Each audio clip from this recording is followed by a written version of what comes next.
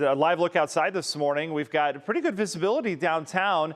Roads are okay downtown as well. You get out in some of the areas east of Cleveland, and we are dealing with some snow-covered roads. We had some snow overnight. Lake effect was pretty prevalent, and it's left a pretty decent total on the ground for the vast majority of northeast Ohio. Look at Auburn Township in Geauga County sitting at 15 inches of snow on the ground. There's a portion of Geauga County that's sitting with over a foot right now. Stowe coming in at 8 inches on the ground. Ditto that. Newton Falls, North Madison, Trumbull, North Royalton, you're over a half a foot of snow. Ditto that in the Brunswick, Macedonia, Bath, and Cortland areas. Doylestown down in Wayne County, even a half a foot. And Broadview Heights checking in at 5. We've got good snowpack, and that snowpack is not going anywhere anytime soon, as we're going to keep these cold temperatures like winters of old, right? In terms of our snowfall in the year so far, though, look, we're behind average by about 7 inches in Cleveland itself at Hopkins. Akron's okay. You're right on par. And then Erie is really our measurement of how the lake effect's doing this year. We know it's been above average. Ashtabula, you know that.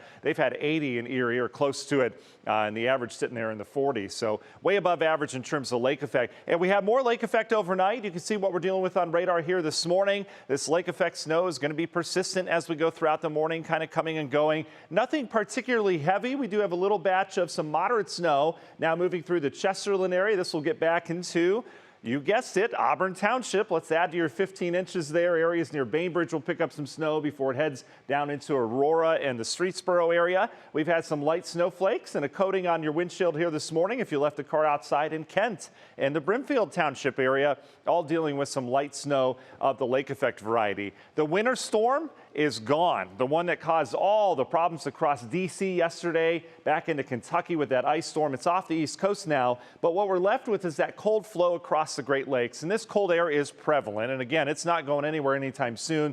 The real cold Arctic stuff's off towards the north, but when we're bringing that cold air over our still relatively warm lake water, that does produce the lake effect snow. Look at the numbers, 20s here, could be worse. 4 degrees with fresh snowpack in KC right now, 9 in Minneapolis, big old goose egg up in Bismarck. You factor in the wind, it feels like minus 10 to minus 15 in those areas. For us, we're in the 20s this morning. There is a bit of a breeze. It's windy, especially near the lakeshore. If you're driving I-90 or the Shoreway, hang on to that wheel. We've got wind chill values in the single digits and teens this morning, and those numbers aren't going anywhere. It's going to be a cold day, so bundle up the kids for wind chill values that are going to stay in the teens. What about the lake effect snow? It continues through much of the morning on and off.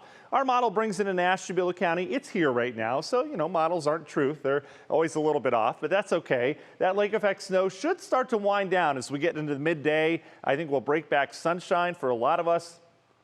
Look at the wind chill value, though, in the teens all day long. Sunshine and that break won't last long, right? Because more cold air is going to come across the lake. A little bit of a trough or a wind shift will come across.